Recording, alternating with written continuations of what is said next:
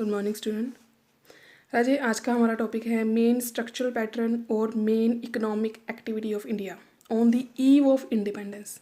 Independence से पहले economic activity जो थी इंडिया की वो क्या था, या कह सकते हो पैटर्न, स्ट्रक्चर का पैटर्न क्या था।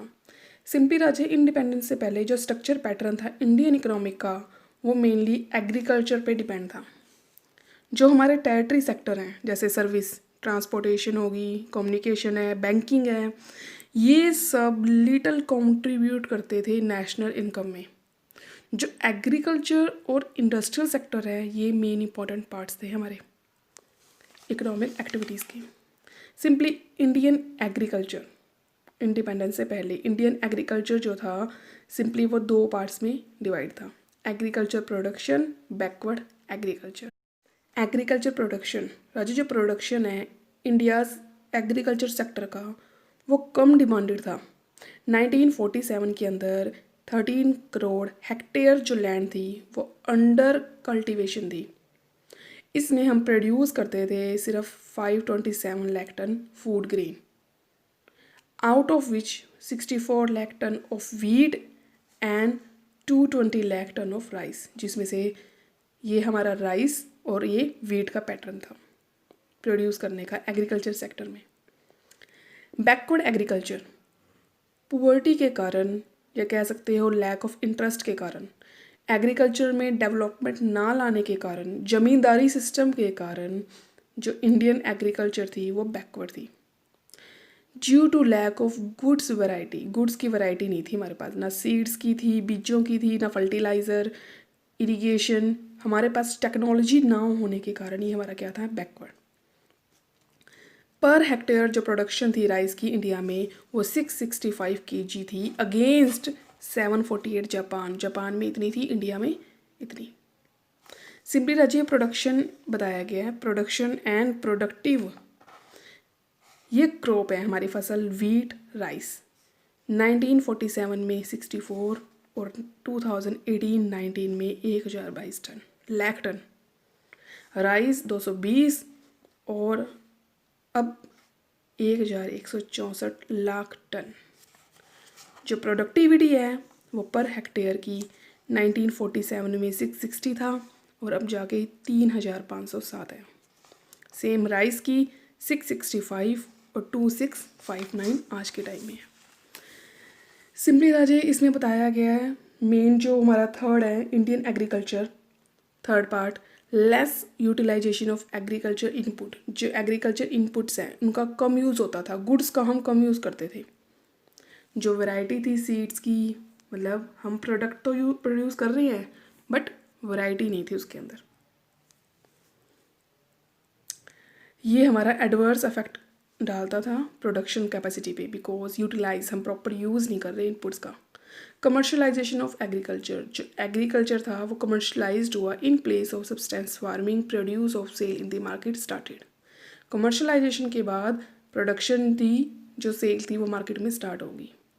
लैंड टेन्यूर सिस्टम, जो प्रिंसिपल लैंड टेन्यूर सिस्टम है वो ज़मींदारी सिस्टम, महलवारी सिस्टम और रोजवाड़ी सिस्टम में डिवाइड हो गया। इन्हीं सिस्टम्स के कारण जो मिडल मैन्स थे बीच में आए, यानी हमें विचोलों को बीच में डालना पड़ा सेल और परचेज़ के लिए, जिसमें हमें काफ़ी हाई रेंट पे हमें कल्टीवेशन करनी पड़ती थी। जो खेती थी हमारी हाई रेंट पे होती थी। रूरल इन डेप्टनेस, बहुत सारे जो सेक्टर हैं फार्मर के वो काफ़ी इन डेप्टनेस थे। इट मीन्स एक्सेसिव बर्डन थी हमारे पास लैंड रेंट की, हमें जो रेंट पे करना था वो बहुत ज़्यादा पे करना था, बर्डन हो जाती थी। जो साइज़ ऑफ होल्डिंग है या एग्रीकल्चर प्रोडक्शन है वो कम था हमारा, मतलब हम प्रोडक्ट तो प्रोड्यूस तो हम कम कर रहे हैं बट लैंड का जो रेंट है वो ज़्यादा पे करना पड़ रहा है। More pressure on land, land के ऊपर सबसे ज़्यादा प्रेशराइज होता था कल्टीवेशन का, इसलिए प्रॉब्लम्स आती थी सब डिवाइड करने में, फ्रेगमेंटेशंस में हमें प्रॉब्लम आती थी इसके अंदर।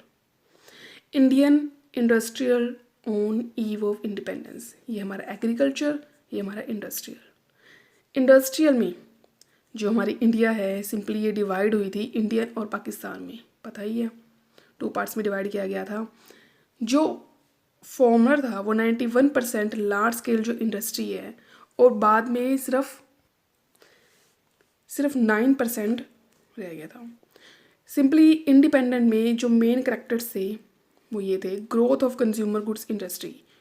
कुछ कंज्यूमर गुड्स इंडस्ट्री है वो इंडिया में स्टार्टअप हुई ब्रिटिश कैपिटल की हेल्प से। इसमें cotton, textile, jute, manufacture, sugar, match industry ये सारी थी।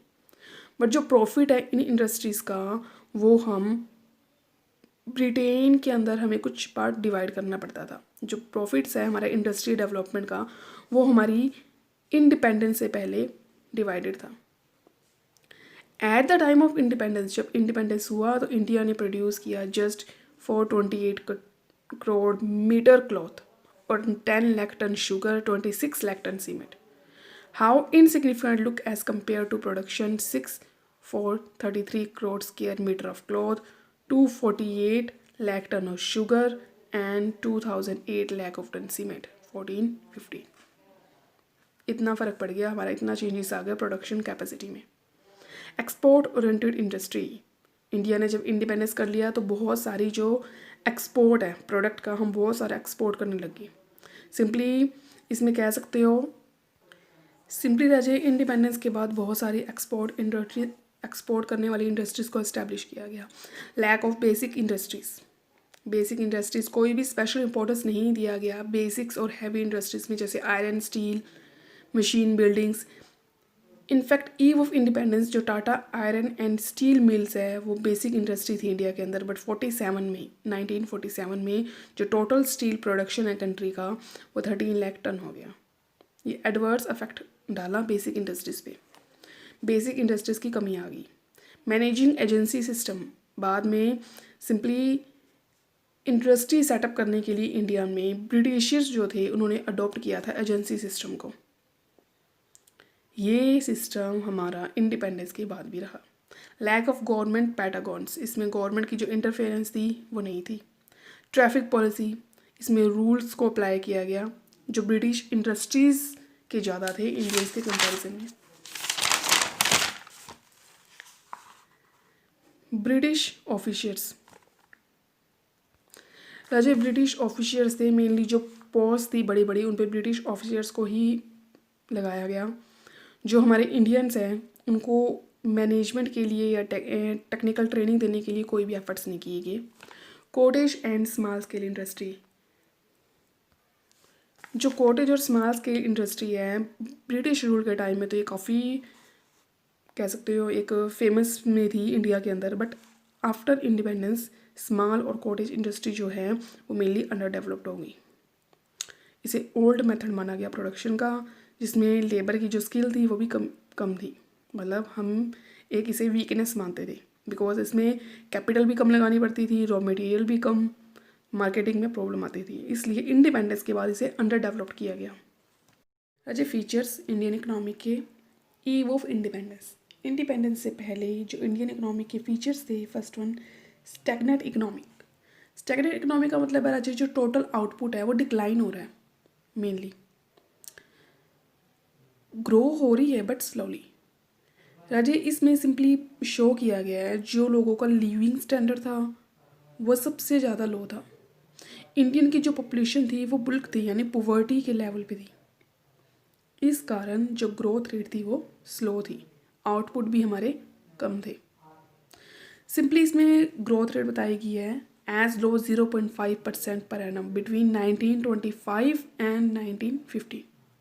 It was just merely 0.1%। जब बैकवर्ड इकोनॉमिक, इंडिया को बैकवर्ड इकोनॉमिक माना जाता था। Simply backward economic one in which per capita income is very low, जिसकी इनकम क्या है पर कैपिटा सबसे कम है। 1947 और 48 के बीच में जो इंडियन की इनकम थी नेशनल पर कैपिटा वो 230 रुपये थी।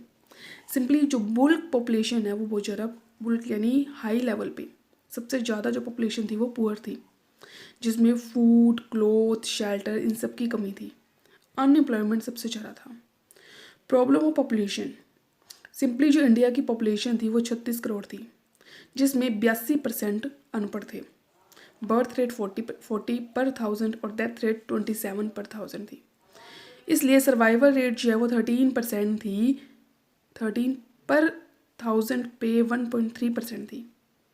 सिंपली इसमें बताया गया है high death rate was principal reason behind low growth, main कारण इसका लो ग्रोथ का था। पब्लिक जो हेल्थ फैसिलिटी थी वो सबसे ज़्यादा नहीं थी, सबसे ज़्यादा कह सकते हो इसकी कमी थी पब्लिक हेल्थ फैसिलिटीज़ की। जो लोग थे अगर कोई भी बीमारी का शिकार होते हैं तो उतनी फैसिलिटी उनको प्रोवाइड नहीं करा पाते थे जितनी होनी चाहिए। बैकवर्ड एग्रीकल्चर इकोनॉमिक, इंडिपेंडेंस से पहले जो इंडियन इकोनॉमिक थी वो बैकवर्ड थी। इसमें 72% कंट्री जो थी इंडिया की वो मेनली एग्रीकल्चर पे इंगेज थी, बट 50% कॉन्ट्रीब्यूशन ही इसका नेशनल इनकम में हो पाता था because of low production, low productivity के कारण। सिंपली फूड ग्रेन की प्रोडक्शन बताई गई है 527 लाख पर टन था 1947 और 48 के बीच में। इंडस्ट्रियल बैकवर्डनेस, इंडस्ट्री भी इंडियन इकोनॉमी की क्या थी, इक्वली बैकवर्ड थी। कैसे, इसमें सिंपली बताया गया है यहाँ पे हमें एक बेसिक और हैवी इंडस्ट्रीज़ की कमी थी, यानी ऑफ द हैवी इंडस्ट्री जैसे टाटा आयरन की स्टील है, इनका सिंगल एग्जांपल दिया जाता था, टाटा आयरन और स्टील सिंगल एग्जांपल था ये, बट जो प्रोडक्शन है मशीन की वो इंडिया में नहीं होती थी। 47 के बीच में जो टोटल प्रोडक्शन थी स्टील की वो 9 लाख टन थी, बट जो कंज्यूमर गुड्स थे इंडस्ट्रीज़ के वो कंट्री के पास नहीं थे। टेक्सटाइल, जूट, सीमेंट, शुगर, इन सब का भी प्रोडक्शन होने लगा।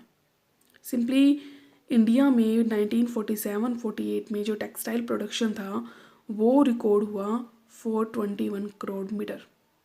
जो प्रोडक्शन है सीमेंट की वो भी रिकॉर्ड की गई 26 लाख टन। शुगर रिकॉर्डेड है हमारा 10 लाख टन। सिंपली राज्य जो पेट्रोल की प्रोडक्शन है वो सिर्फ और सिर्फ 30,000 टन थी। सभी सजेक्शन के बाद जो प्रोडक्शंस हैं उस प्रोडक्शन की कमी का कारण कंज्यूमर गुड्स बताया गया जो इंडस्ट्रीज में अवेलेबल नहीं होते थे। Less development of economic overall capital, जितनी हम कैपिटल लगा रहे हैं उससे इकोनॉमिक की डेवलपमेंट में कोई भी सुधार नहीं आता था। लो रेट ऑफ कैपिटल फॉर्मेशंस, जो कैपिटल कंट्रीब्यूट की जा रही है वो लो लेवल पे थी। It means 6.8, just 6.8% net domestic का हम इन्वेस्ट करते थे। जो रेट ऑफ सेविंग थी वो 7% थी और जो लोन लेते थे वो 0.2% था। एस्टिमेशन है ये राजे। Of the total formation, in total capital formations में जो पब्लिक सेक्टर का कंट्रीब्यूशन था वो 20% था पब्लिक का, और 80% जो है वो प्राइवेट सेक्टर से बिलोंग करते थे। राजे इसमें हाउस और जो सेक्टर है वो 50% कॉन्ट्रीब्यूट करते थे, बाकी private sectors 22%। Limited foreign trade, foreign trade जो था वो लिमिटेड था। इनमें 3 पार्ट्स में डिवाइड किया गया है, volume of trade, composition of foreign trade, direction of trade.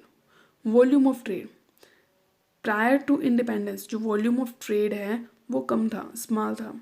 1834 में जो टोटल फॉरेन ट्रेड था वो 180 करोड़ एस्टिमेट किया गया। ये इंक्रीज़ हो गया 1939 में 321 crore in comparison to 169 crore as export और 152 करोड़ एज इंपोर्ट। इतना एक्सपोर्ट और इतना इंपोर्ट हो रहा था हमारा। 47-48 के बीच में, 1947-48 के बीच में 792 करोड़ हो गया एक्सपोर्ट। एक्सपोर्ट 403 करोड़ और import 389 crore. Composition of foreign trade, राजे इसमें लिमिटेड नंबर ऑफ जो कमोडिटीज़ थी कंट्री की वही एक्सपोर्ट इंपोर्ट की जाती थी, यानी इसमें लिमिट थी गुड्स की, हम क्या इंपोर्ट और क्या एक्सपोर्ट कर सकते हैं। सिंपली एक्सपोर्ट में बताया गया है cotton, textile, food grain, jute, manufacture, T, oil seeds, और इंपोर्ट्स में finished goods, machine, chemical fertiliser, iron, steel, manufacture. Simply Raje direction of trade, जो इंडिया थी ट्रेड करती थी वो इंग्लैंड में लार्ज स्केल पे करती थी इंडिपेंडेंस से पहले। इंग्लैंड 34% कंट्रीज़ को एक्सपोर्ट करता था और 31% import. Export from Sri Lanka, Canada constitute 21% of total exports and import of this country is 10%, सिर्फ 10% इंपोर्ट था। यूएसए में 7% इंपोर्ट था, 8% एक्सपोर्ट हमारा था। सिंपली राजे इसमें एक्सपोर्ट और इंपोर्ट का पैटर्न बताया गया है डिफरेंट कंट्रीज़ के बीच में, जो इंडिया और अदर कंट्रीज़ में था। Balance of trade, India balance of trade को एंजॉय करती थी, इट मीन सरप्लस। अगर इंपोर्ट ज़्यादा हो रहा है और export come, it means deficit है। अगर एक्सपोर्ट ज़्यादा है इंपोर्ट से, इट मीन्स वो सरप्लस को ले रही है। इन्फ्लेशन का ट्रेंड आया इंडिपेंडेंस के टाइम, इट मीन्स इसमें हमारा जो प्राइस लेवल हुआ कॉन्टीन्यूसली इंक्रीज हुआ, इन्फ्लेशन तेजी आनी स्टार्ट होगी। राजे इन सब में हमें इंडियन बैकवर्ड के बारे में बताया गया, बट जो आर.पी. दत्त है वो सेम कहते हैं, तो India is a not a poor country, India poor country नहीं है, थैंक टू ब्रिटिश। जो ब्रिटिश रूल है उसने इस कंट्री के लोगों को पुअर बना दिया, otherwise India is a not poor country. राजे ये चैप्टर आपने करना है कंप्लीट, इसके आपने वेरी शॉर्ट और लॉन्ग क्वेश्चंस करने हैं, बुक वर्क भी करना है।